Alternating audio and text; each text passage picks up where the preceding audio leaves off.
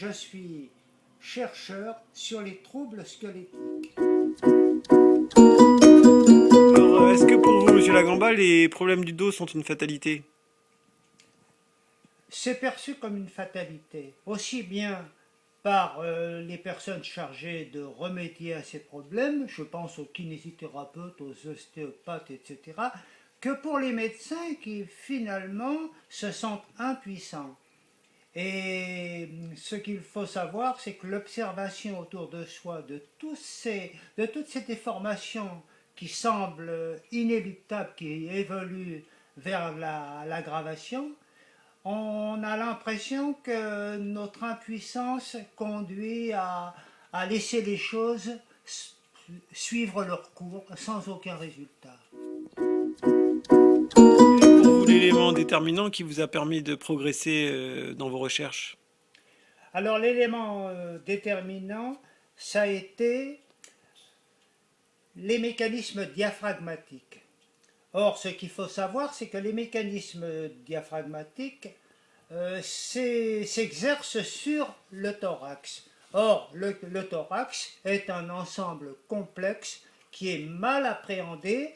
Pourquoi? Parce que les radios donnent une image très confuse et que relier ces images très confuses avec une membrane qui en est le moteur constitue une très grosse difficulté. Monsieur Lagamba, est-ce que vous pourriez nous dire brièvement à quel type de pathologie s'adresse votre étude?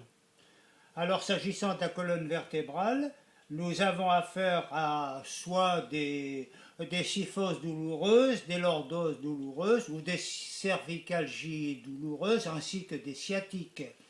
Mais évidemment, il y a des degrés dans la gravité.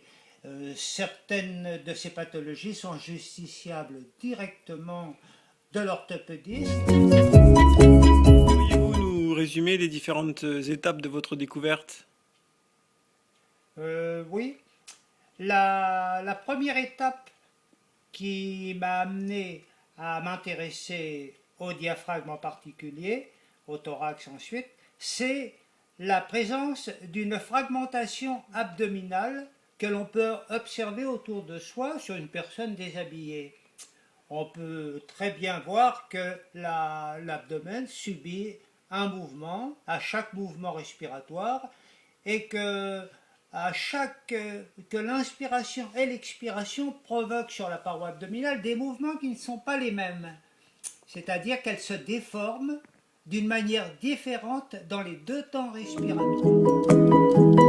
Ensuite, on voit qu'il y a un rapport entre la forme et la mobilité.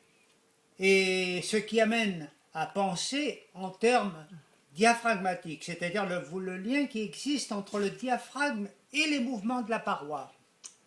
Et de cette façon, nous sommes amenés à rechercher une image mentale de façon à ce que nous puissions établir un lien entre les deux. Ça passe par une image mentale. Comment faites-vous pour établir une relation entre le thorax et le diaphragme? Alors, nous revenons à l'image mentale. Si vous demandez à une personne de plier le coude, il sait très bien que c'est le biceps qui le fait. Il a cette image mentale entre le biceps, fléchisseur du coude. Or, cette image mentale est obligatoire. Et pour le diaphragme, c'est exactement la même chose. On doit établir une relation entre le mouvement du thorax et le diaphragme qui en est le moteur.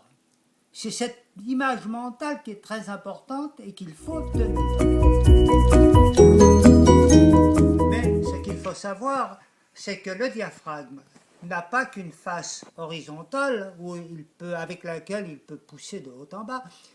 Le diaphragme a aussi 4 parties verticales. Et par conséquent, ces parties-là ne sont pas mises en jeu quand on fait simplement un mouvement de refoulement abdominal, car il s'agit d'un refoulement abdominal. C'est-à-dire qu'on projette la membrane vers le bas, on appuie sur ses viscères abdominaux.